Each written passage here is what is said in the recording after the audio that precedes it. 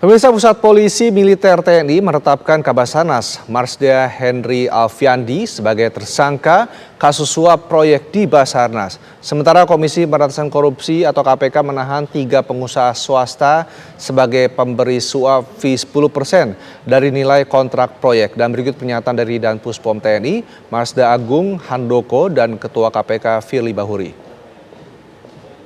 Untuk keterangan dari HA sampai dengan malam ini masih berlangsung pemeriksaan. Saya belum bisa menyampaikan hasilnya.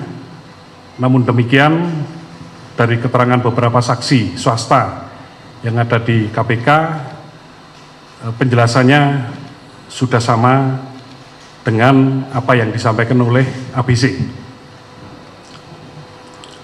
Barang bukti yang kita dapat sesuai daftar barang bukti yang disampaikan oleh rekan-rekan dari KPK ada sebanyak 27 item dengan 34 sub item. Jadi dokumen-dokumen termasuk laptop yang digunakan oleh ABC ini untuk menyimpan data-data terkait dengan proses pengadaan barang jasa. Pasal yang dilanggar terkait dengan tindak pidana yang kami sebut di atas tadi, kami sudah berkoordinasi dengan pihak KPK dan menetapkan pasal 12A atau B atau pasal 11 Undang-Undang Nomor 31 Tahun 1999 tentang pemberantasan tindak pidana korupsi sebagaimana telah dirubah menjadi Undang-Undang Nomor 20 Tahun 2001 tentang perubahan atas Undang-Undang Nomor 31 Tahun 99. Junto Pasal 55 Ayat 1 ke 1 KUHP.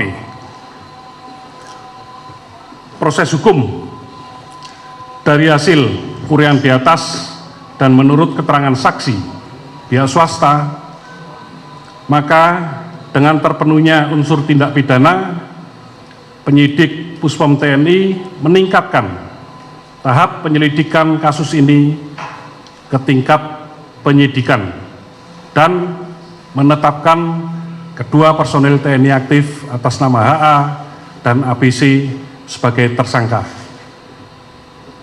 Terhadap keduanya, malam ini juga kita lakukan penahanan dan akan kita tempatkan di instalasi tahanan militer milik Pusat Polisi Militer Angkatan Udara di Halim.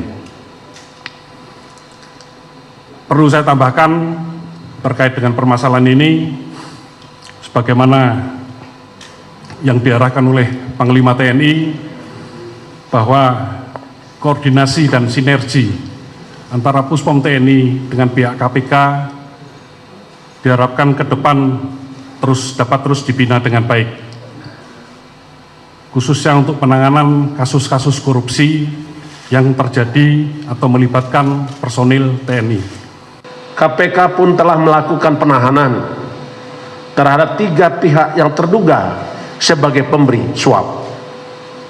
Pertama, MR, Direktur Utama PT IGK, telah dilakukan penahanan pada tanggal 26 Juli sampai dengan 14 Agustus untuk penahanan sementara 20 hari.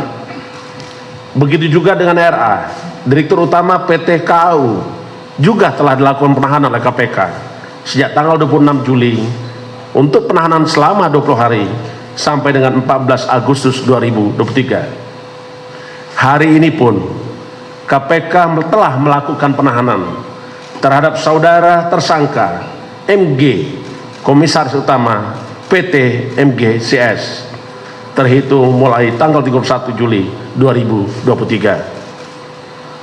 Dengan ditahannya 5 orang tersangka, 2 orang yang ditangani dan tahan oleh Puspom TNI, dan 3 orang sebagai pemberi suap juga sudah dilakukan penahanan oleh KPK.